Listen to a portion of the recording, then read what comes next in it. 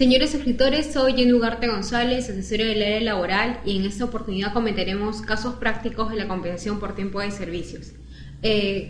Los suscriptores nos consultan cuál es la oportunidad de pago de la CTS de trabajadores que tengan contratos sujetos a modalidad. En ese caso, la norma de compensación por tiempo de servicios regula en el artículo 51 el tema de cuál es la oportunidad de pago para los trabajadores que tienen ese tipo de contratos. Señala respecto que si los contratos tienen como plazo un periodo menor a 6 meses, el empleador puede realizar los pagos directamente al trabajador. En ese caso, por tanto, usted tiene que revisar cuál es el plazo estipulado en esos contratos. Si estos contratos no llegan al plazo de 6 meses, usted va a poder efectuar el pago directamente a sus trabajadores.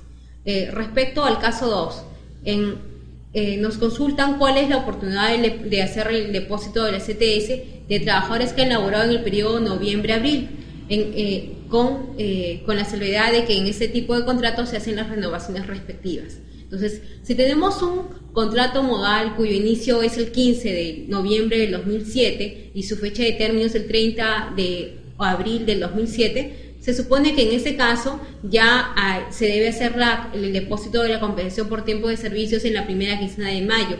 Pero cabe precisar que en este caso el trabajador no cumplió los 6 meses.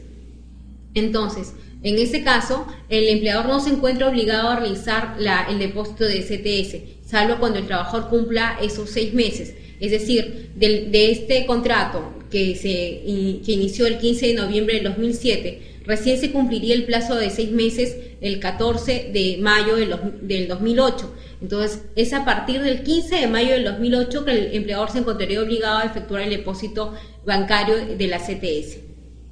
Vamos al siguiente caso. ¿Cuál es la forma de cálculo de la CTS en caso de un trabajador que realiza horas extras? En ese caso, debemos recurrir al artículo 16 de la norma de CTS, que señala, pues, en caso de tratarse de remuneraciones imprecisas, cumplen para que sean adicionados a la base de cálculo de la compensación por tiempo de servicios, debo considerar el tema de la regularidad. Entonces, en ese caso debo observar si el trabajador ha percibido las horas extras en 3 oportunidades.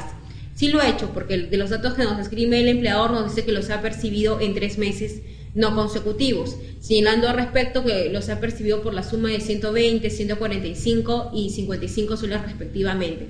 Por tanto, si el trabajador tuviera una remuneración mensual de 2.400 soles, debemos tomar en cuenta las sumas de los 3 meses de horas extras, sumar esos montos y dividirlos entre 6, porque ese es el procedimiento que nos señala el citado artículo 16 de la norma de CTS.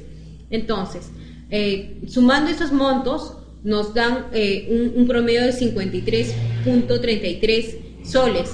Entonces, tomaremos en cuenta ese monto para adicionarlo a la base de cálculo de la CTS. Tendremos, por tanto, 2.400 soles más los 53.33, que es el promedio de horas extras, más un sexto de la gratificación, que lo obtenemos de dividir 2.400 entre 6.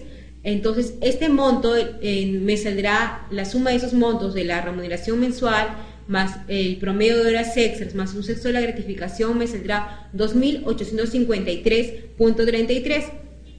Ese monto lo divido entre 12 y lo divido por 6 en caso de haberse cumplido todo el semestre.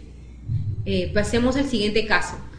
¿Cuál es la forma de cálculo de la compensación por tiempo de servicios de un trabajador que laboró el semestre completo? En ese caso nos dan los siguientes datos. Nos dicen que el básico del trabajador es 1.000 soles, la asignación familiar es 55. En ese caso, tomamos en cuenta ambos montos y le adicionamos un sexto de la gratificación de julio. Si la remuneración del trabajador es 1.055, ese monto lo dividimos entre 6 y nos va a salir, y ese es el monto que vamos a tener que adicionar a nuestra base de cálculo. Sumados estos 3 conceptos nos dan 1.230.83, los cuales los dividimos entre 12 y lo multiplicamos por 6. Pasemos al último caso. ¿Cuál es la forma de cálculo de la CTS de un trabajador que percibe conceptos no remunerativos? En ese caso tenemos a un trabajador cuyos datos que nos dan es que el trabajador percibe 1.400 soles de sueldo básico, un promedio de comisiones de 2.000 soles y una movilidad de 150, así como una asignación por nacimiento de hijos por la suma de 100 soles. En ese caso lo que tenemos que hacer es verificar en primer lugar si todos esos conceptos que nos han dado, que percibe el trabajador mensualmente, forman o no base de cálculo de la CTS.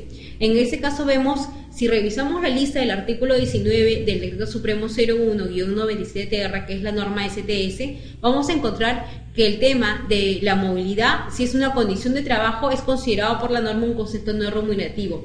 Lo mismo sucede con la asignación por nacimiento de hijo, que la norma citada lo considera como un concepto no remunerativo. Por tanto, los 150 soles que el trabajador percibe por movilidad y los 100 soles que el trabajador recibe por asignación por hijo no ingresan a la base de cálculo de este concepto.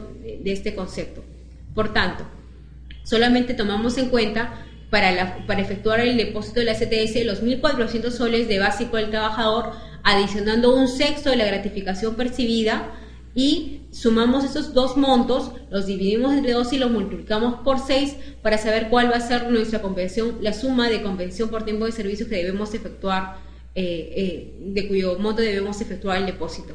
Habiendo culminado esos casos prácticos, espero que sea de su... Buenas tardes.